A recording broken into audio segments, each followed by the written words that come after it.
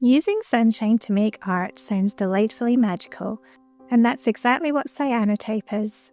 Today I'll show you how to create a unique, charming cyanotype print at home using just a few simple items and a bit of sunshine. Lord help me, because I'm in Scotland. Make sure to watch until the end, as I have a few variations to share with you. You can buy cyanotype paint, which is a special light-sensitive solution, but for your first try, I think using ready-made papers is best. I found this little kit in a sourced and ground store. It only costs £5 and comes with 5 A5 cyanotype cards. You also get this clear film which holds your design in place while the UV light works its magic.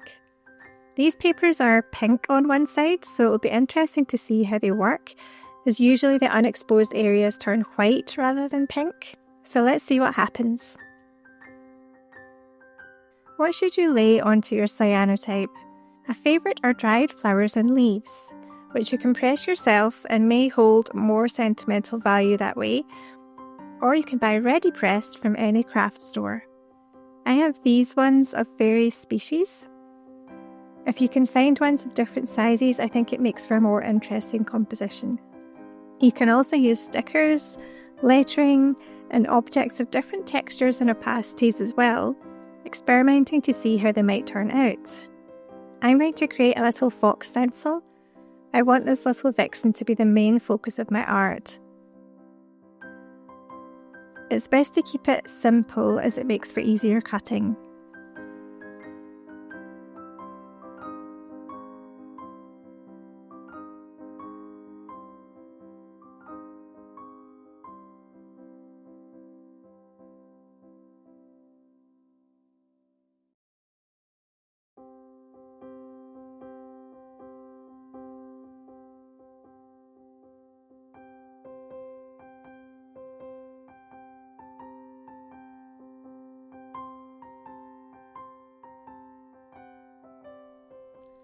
Once you have all the items you want to use, begin arranging them onto the cyanotype paper. If you feel rushed, you can try out your layout on a regular sheet of paper first, but I wouldn't worry too much, as the UV won't start working instantly. At least it doesn't for me, but I am in Scotland on a slightly overcast day.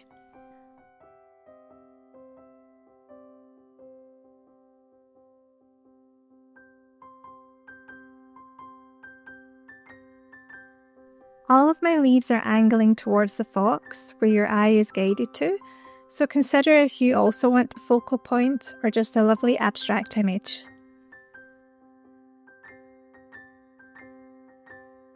I'd recommend using a pair of angled tweezers to help place some of the more delicate items like dried leaves, since they are quite frail, and it also helps you to be more precise with placement as well. You can be quite carefree with your placements, but just be mindful about the overlap you have between items. If you're overlapping lots of leaves, for instance, then the overall shape you might end up with might be less like a leaf and more like a blob, so it's better to have some separation between most items.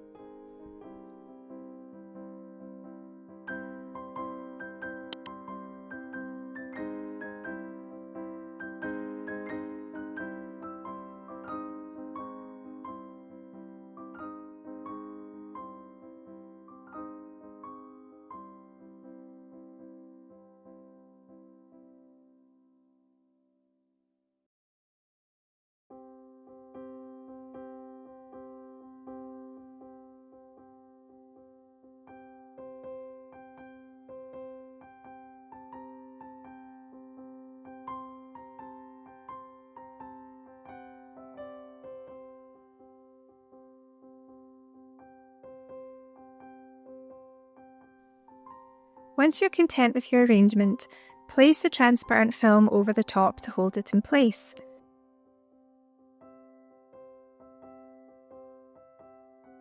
And leave the cyanotype under direct sunlight for about 20 minutes.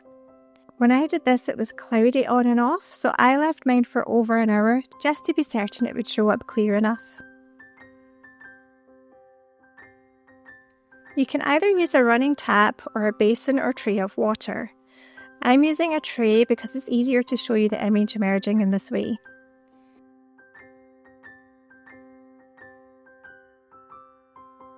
Okay, so I have my cyanotype here. You can already see the photographic print appearing through. But the real magic happens when it hits the water. The unexposed areas that were covered by the objects wash away, revealing this lovely soft pink, while the exposed parts deepen into a richer blue. Don't worry if it's cloudy, exposure times can vary a lot. When in doubt, leave it a bit longer. Cyanotype is very forgiving.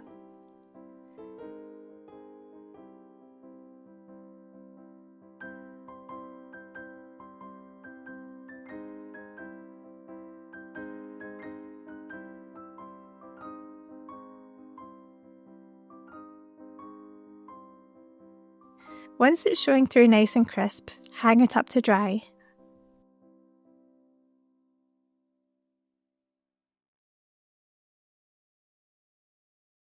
Oh, I love how this looks. Even with limited sunlight, it's still very strong. And the imperfections I adore as well, because they were actually caused by my kitten who wanted to play with the leaves. Leaving his mark on this just makes it even more special. Halfway through exposure, I angled this little leaf up a little to see if I could get a kind of blurred ethereal effect, and it did kind of work, which is nice. Here are some other ones I tried. A Starry Night Tea Party. I used stickers for this, as well as an old tassel for the shooting star effect. And another nature-inspired one with some text. And synthetic see-through leaves. Even if it doesn't turn out perfect, that's part of the joy. Every cyanotype tells a little story. Try this out for yourself and be bold with the objects you choose. Let me know in the comments what wonderful knickknacks you used in your cyanotypes and how it worked out for you. Enjoy your sunshine art!